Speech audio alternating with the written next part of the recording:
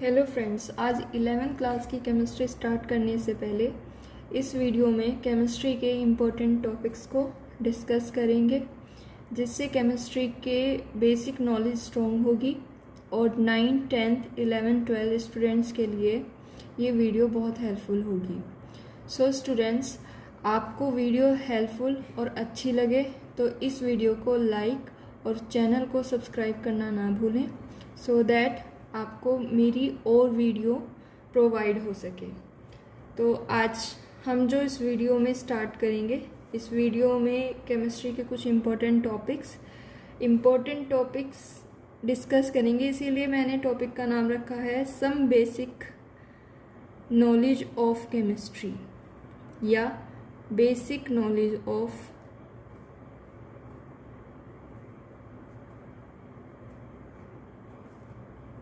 Chemistry.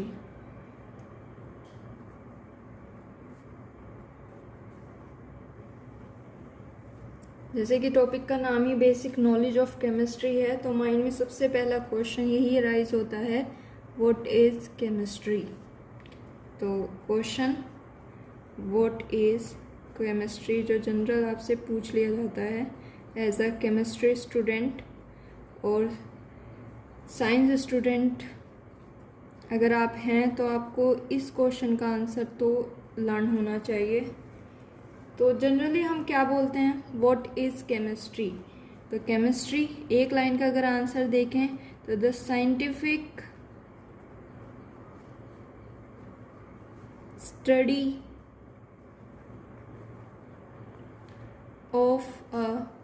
Of any substance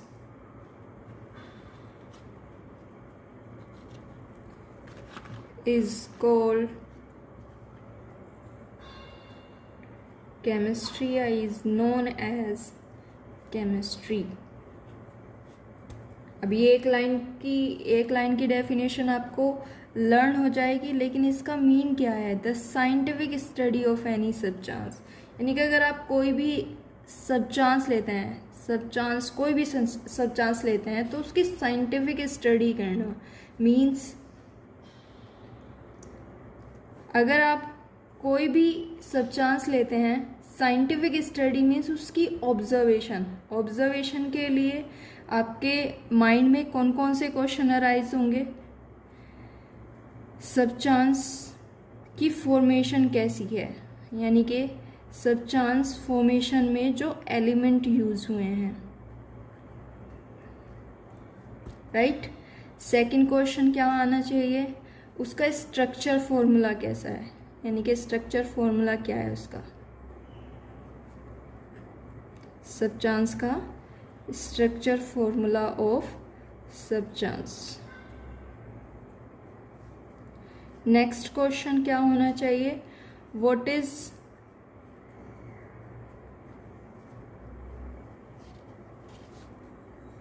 chemical name of substance. Study कर रहे हैं ना सब्सटेंस की। नाउ नेक्स्ट क्वेश्चन क्या होना चाहिए, physical property of substance.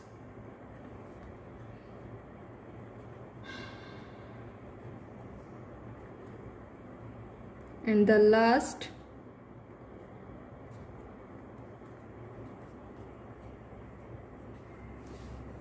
chemical property of substance।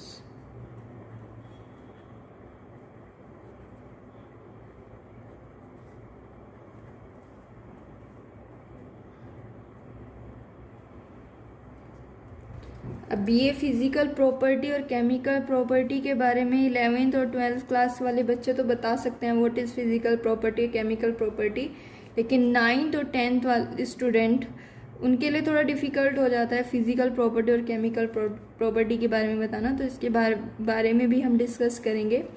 Firstly, किसी सब्सटेंस की इस तरीके से आपको क्या करनी है, साइंटिफिकली मोड पे स्टडी करनी है, और उसकी इस तरीके से स्टडी करना ही किसके अंदर आता है, केमिस्ट्री के अंदर आता है, right.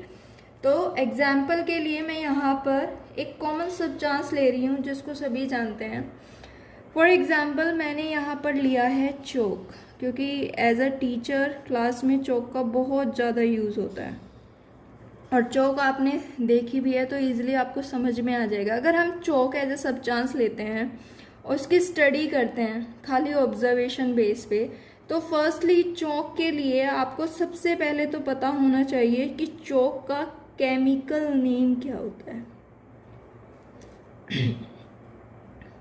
Chemical name of chalk, तो chemical name of chalk that is calcium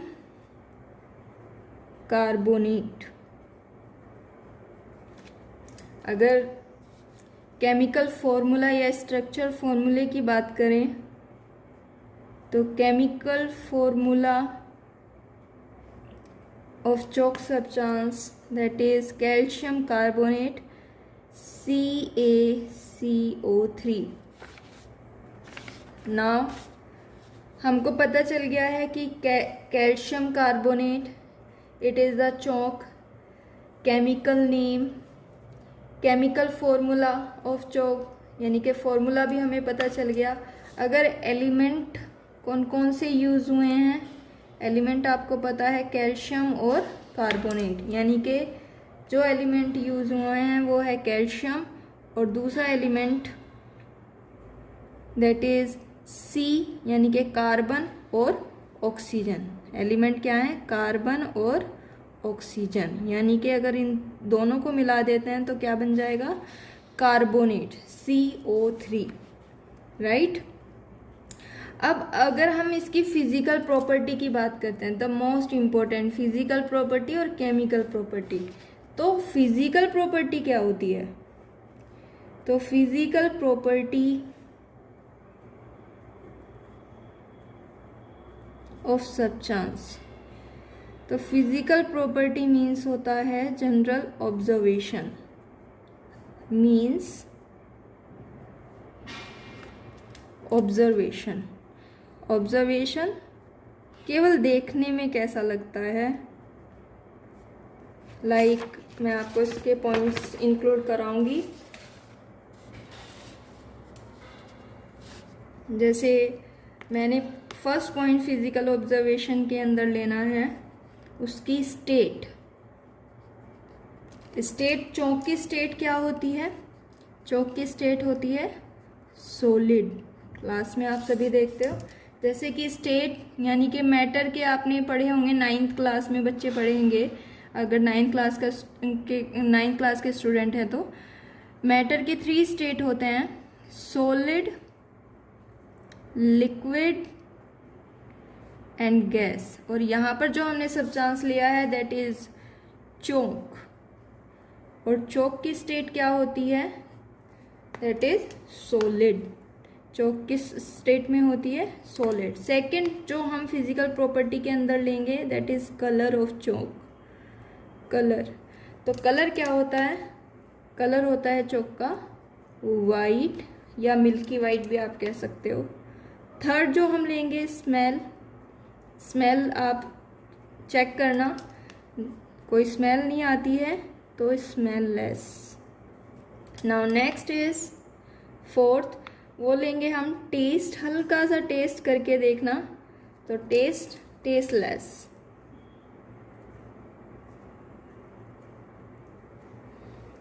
now इसका फिफ्थ पॉइंट, आप इसको हीट करके देखना, यानी कि हीटिंग इफेक्ट कैसा होगा।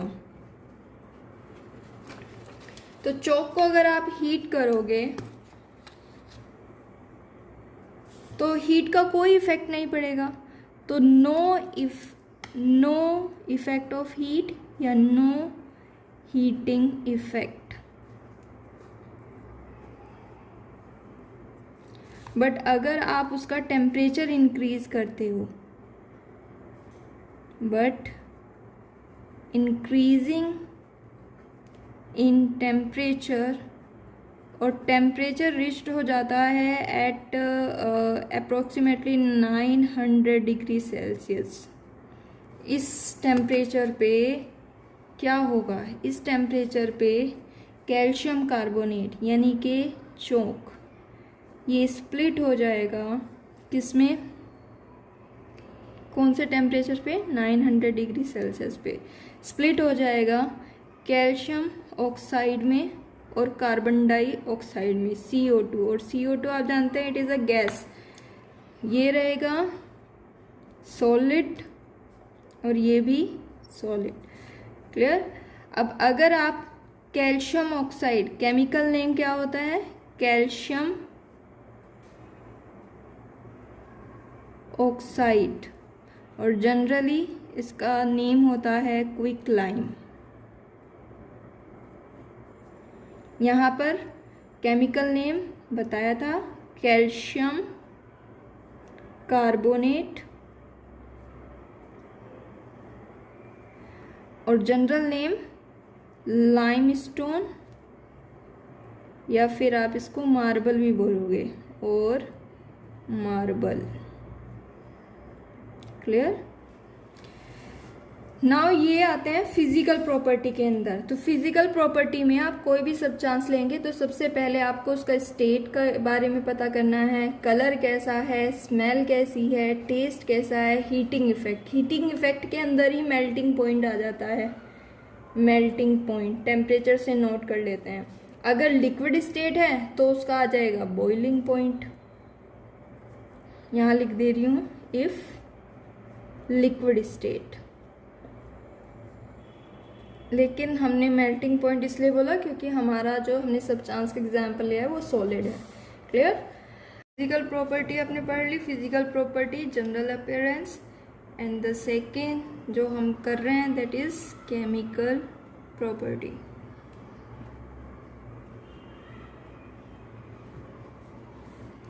अब केमिकल प्रॉपर्टी क्या होती है? Chemical property means mixed substance with chemicals,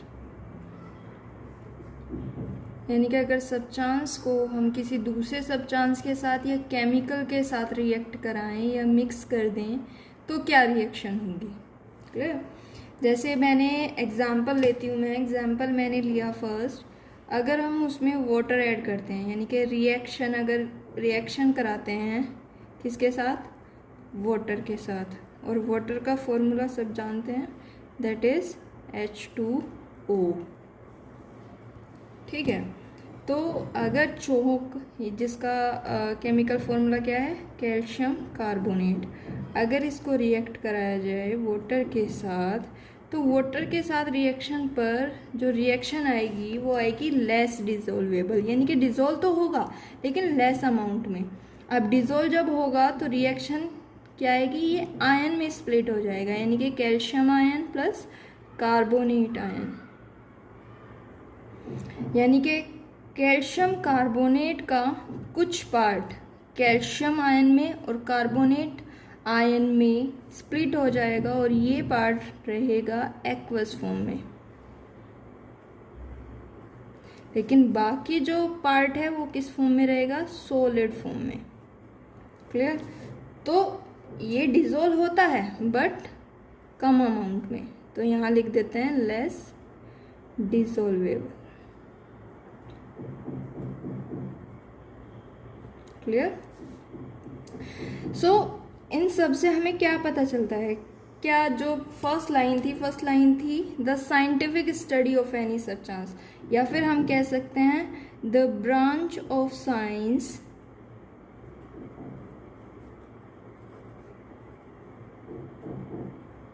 in which we study about any substance, या you can say matter,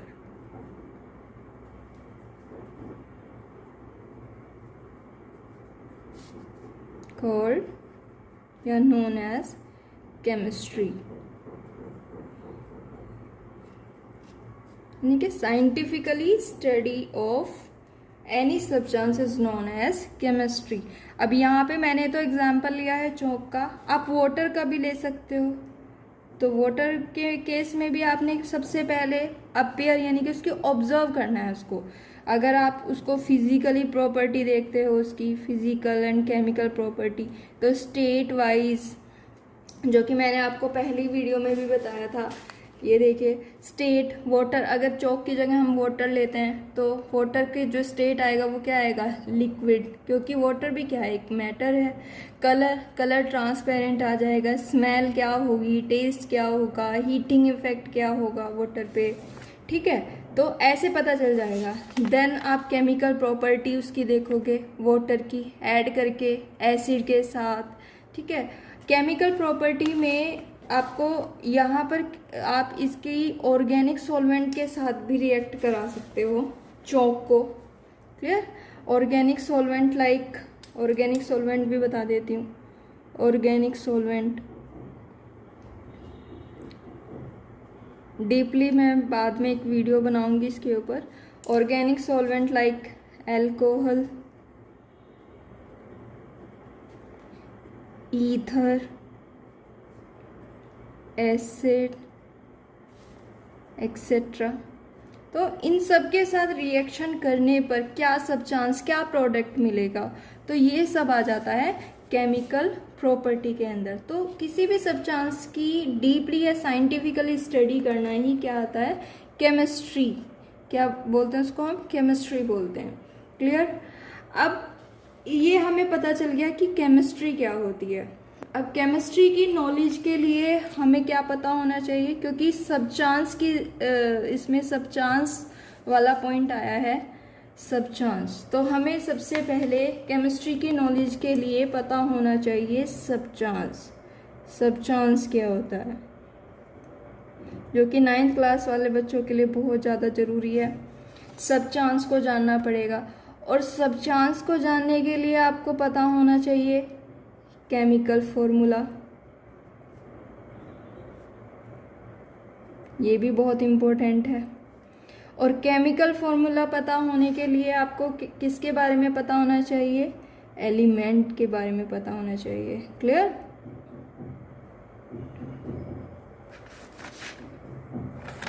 तो यहाँ पर एलिमेंट जो कि मोस्ट इम्पोर्टेंट है 9th और 9th एंड 10th क्लास के बच्चों के लिए बहुत वेरी इम्पोर्टेंट।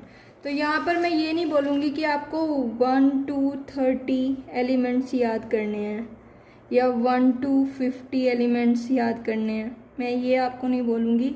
यहाँ पर मैं कुछ एलिमेंट, इम्पोर्टेंट एलिमेंट डिस्कस करूँगी जो कि मोस्ट इम्पोर्टेंट हैं।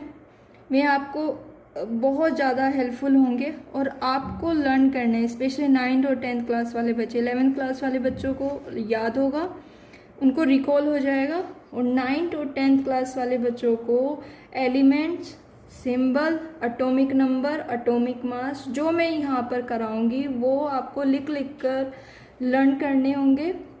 उसके बाद हम डिस्कस करेंगे स्टेप टू स्टेप। ओके, तो सबसे पहले इम्पोर्टेंट एलिमेंट के बारे में डिस्कस कर लेते हैं। तो यहाँ पर हम टॉपिक लेते हैं common name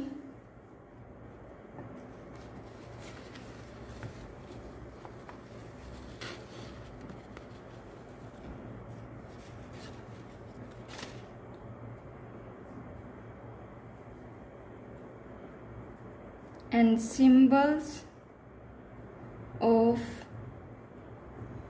important elements।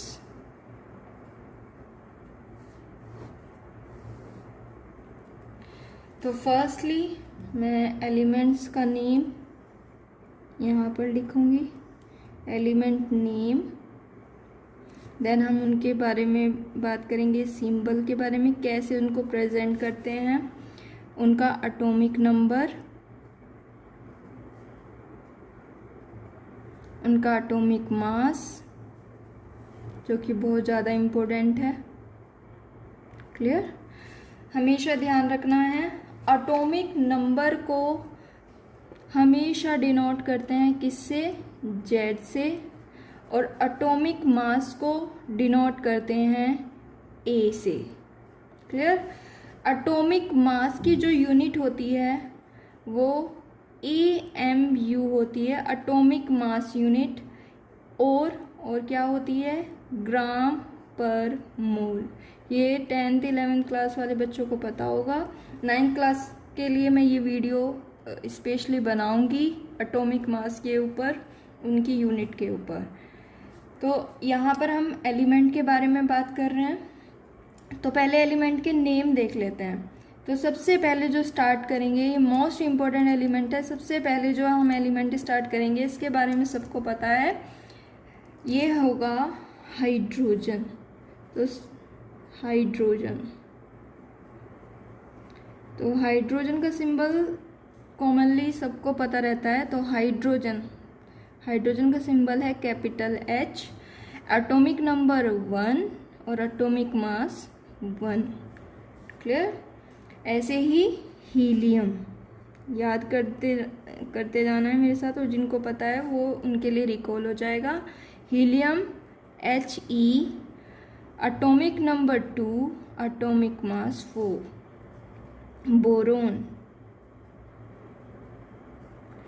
B से इसका सिंबल, इसको प्रेजेंट करते हैं, और atomic number 5, atomic mass 11।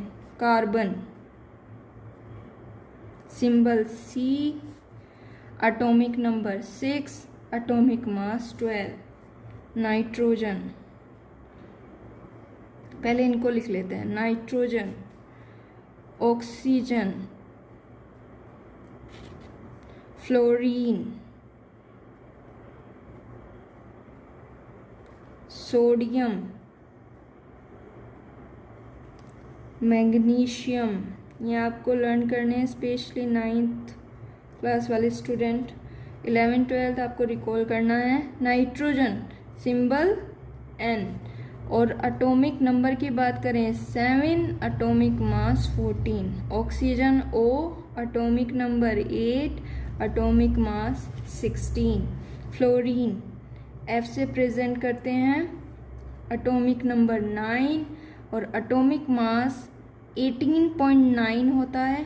Approximately इसको इक्वल माना जाता है 19 के।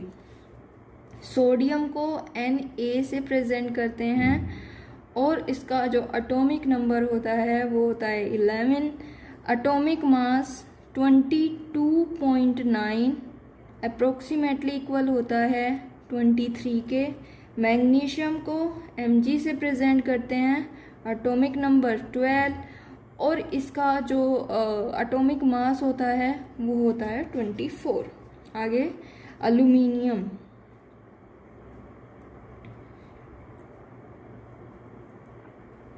सिलिकॉन, फॉस्फोरस,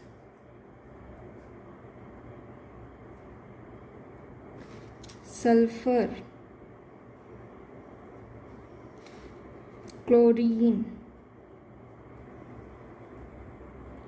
पोटेशियम,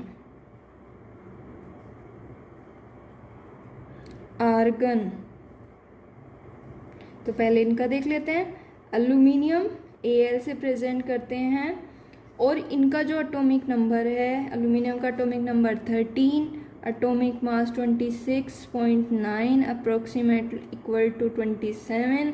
सिलिकॉन को Si से प्रेजेंट करते हैं, इसका जो एटॉमिक नंबर होता है 14 और एटॉमिक मास 28। फॉस्फोरस को P से प्रेजेंट करते हैं, 15 atomic number, and atomic mass होता है 30.9 approximately equal to 31। Sulphur S16 इसका एटॉमिक नंबर है, और यहाँ पर इसका जो एटॉमिक मास आ जाएगा वो आ जाएगा 32। क्लोरीन 17, Cl से इसको प्रेजेंट करते हैं, और जो इसका एटॉमिक नंबर आएगा वो आएगा 17, एंड 35.45 होता है एग्जैक्टली, लेकिन अप्रोक्सीमेटली इसको मान लिया जाता है 35.5, क्योंकि एक डिजिट यहाँ पर इंक्रीज हो जाएगी। Clear.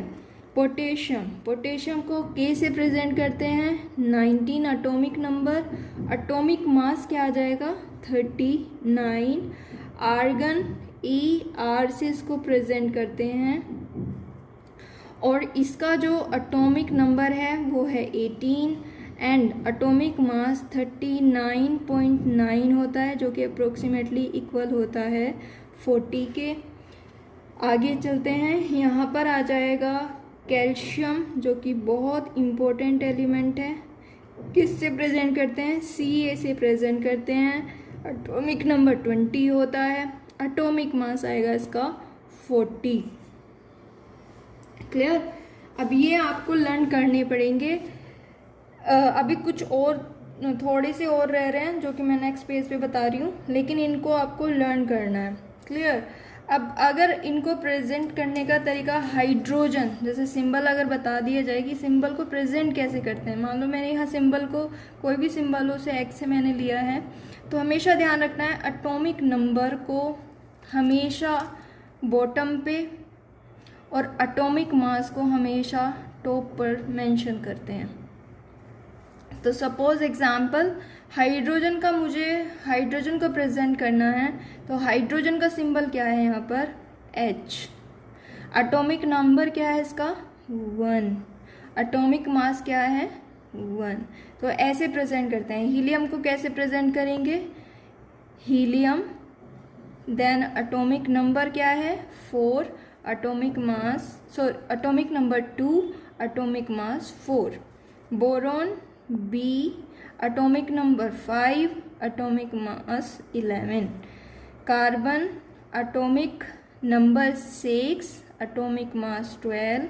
Nitrogen atomic number 7, atomic mass 14। Oxygen atomic number 8, atomic mass 16। Fluorine atomic number 9, atomic mass 19। Sodium atomic number 11, atomic mass 23। Magnesium atomic number 12, atomic mass 24। Aluminium atomic number 13, atomic मास 27। Silicon atomic number 14, atomic mass 28। Phosphorus atomic number 15, atomic mass 31। Sulphur atomic number 16, atomic mass 32। Chlorine atomic number 17, atomic mass 35.5। Potassium atomic number 19, atomic mass 39। Argon Ar atomic number 18, atomic mass 40। Calcium atomic number 20, atomic mass 40। So ऐसे हम इनको present करेंगे। ठीक है, हमेशा ध्यान रखना है, अगर मैं एटॉमिक नंबर और एटॉमिक मास की बात कर रही हूँ तो ये बात हमेशा ध्यान रखनी है आपने कि atomic number always smaller than atomic mass in all situation, but in exceptional case, for example hydrogen के केस में क्या है, एटॉमिक नंबर यानी कि Z is equal to A in case of hydrogen, just because hydrogen has 3 isotope, पता होगा 10th class वाले student को, प्रोटियम, ड्यूटेरियम, ट्राइटियम। तो ये एक्सेप्शनल केस में होता है Z इक्वल टू A, लेकिन हमेशा क्या होता है, Z is always smaller than A, यानी कि atomic number is less than atomic mass. Clear student. अब आगे डिस्कस करते हैं। नाउ कहाँ तक, कैल्शियम, इसके बाद आता है iron, cobalt, copper, zinc, palladium, silver, tin, iodine, barium, platinum, gold and the last mercury. अब इनके सिंबल देख लेते हैं। आयरन का सिंबल होता है Fe, कोबाल्ट का सिंबल होता है Co, कॉपर का सिंबल होता है Cu, जिंक का सिंबल होता है Zn, पैलेडियम सिंबल होता है Pd, silver Ag, tin S और स्मॉल n, आयोडीन को I से प्रेजेंट करते हैं, बेरियम को Ba से, प्लेटिनम को Pt, गोल्ड Au और मरकरी Hg। क्लियर। अब इनके एटॉमिक नंबर, यानी कि यहाँ पर एटॉमिक नंबर Z और एटॉमिक मास A की बात कर लेते हैं। सो एटॉमिक नंबर, अगर आयरन की बात करती हूँ तो atomic number of iron 26 and atomic mass of iron 55.8 approximately equal to 56।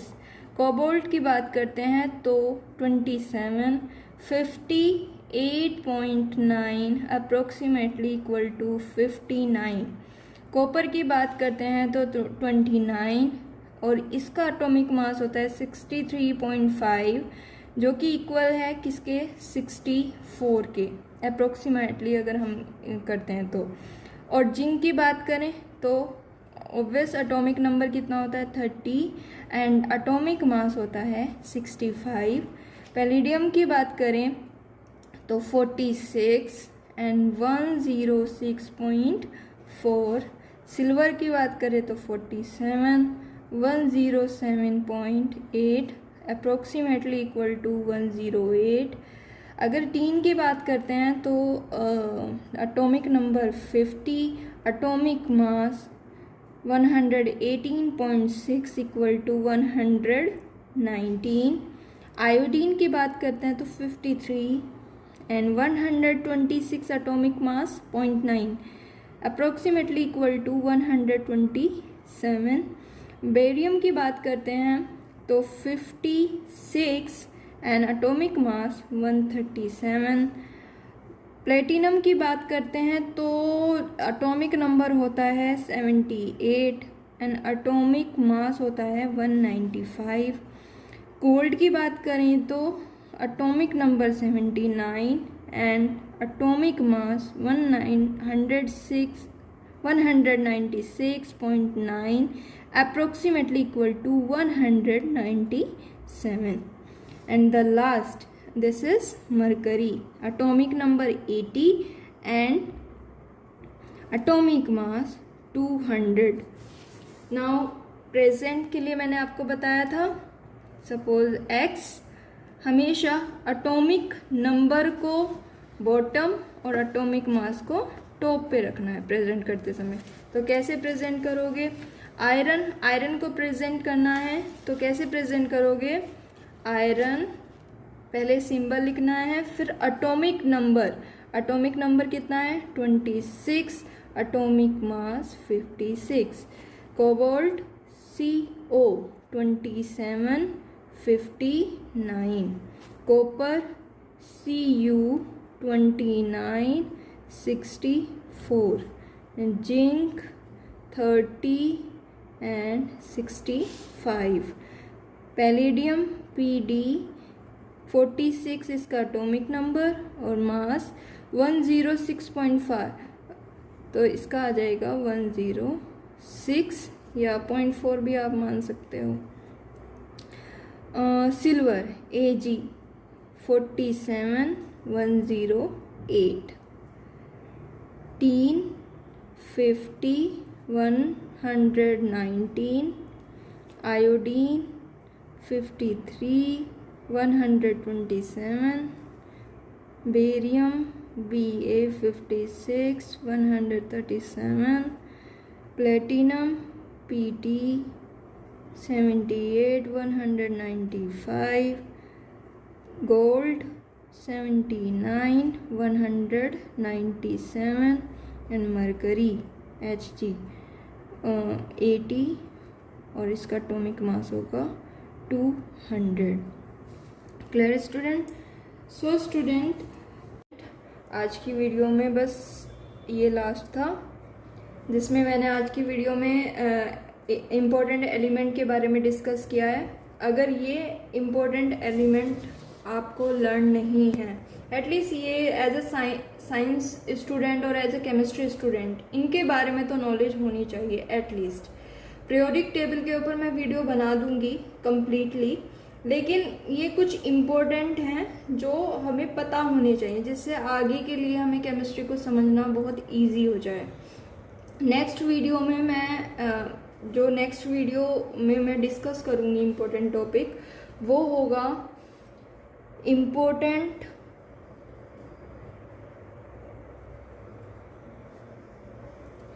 Chemical compound, क्योंकि ये जो टॉपिक है ये बहुत ज़्यादा इम्पोर्टेंट है। और इससे पहले मैंने जो आपको क्लियर किया है वो एलिमेंट, क्योंकि ये एलिमेंट इनसे रिलेट करते हैं और केमिकल कंपाउंड को समझने के लिए आपको एलिमेंट की नॉलेज बहुत ज़्यादा ज़रूरी है। तो इन एलिमेंट को लिख कर सुबह शाम लर्न करना है। बहुत इजी है, केवल आपको लिखना है एक बार और इन मॉर्निंग एक बार रिवाइज कर लेना है। ओके, और नेक्स्ट वीडियो में जो हम डिस्कस करेंगे इम्पोर्टेंट केमिकल कंपाउंड, और उनके मैं जनरल आपको नेम भी बताऊंगी कि जनरल नेम क्या होते हैं कंपाउंड के, जो इम्पोर्टेंट हैं, जो आपको केमिस्ट्री में हर जगह पूछे जाएंगे, आपको उनकी नॉलेज होनी चाहिए। सो स्टूडेंट, इन लास्ट, अगर आपको मेरी ये वीडियो अच्छी लगी है और अगर ये वीडियो आपके लिए हेल्पफुल हो तो मेरी इस वीडियो को लाइक और मेरे चैनल को सब्सक्राइब करना ना भूलें। Thank you.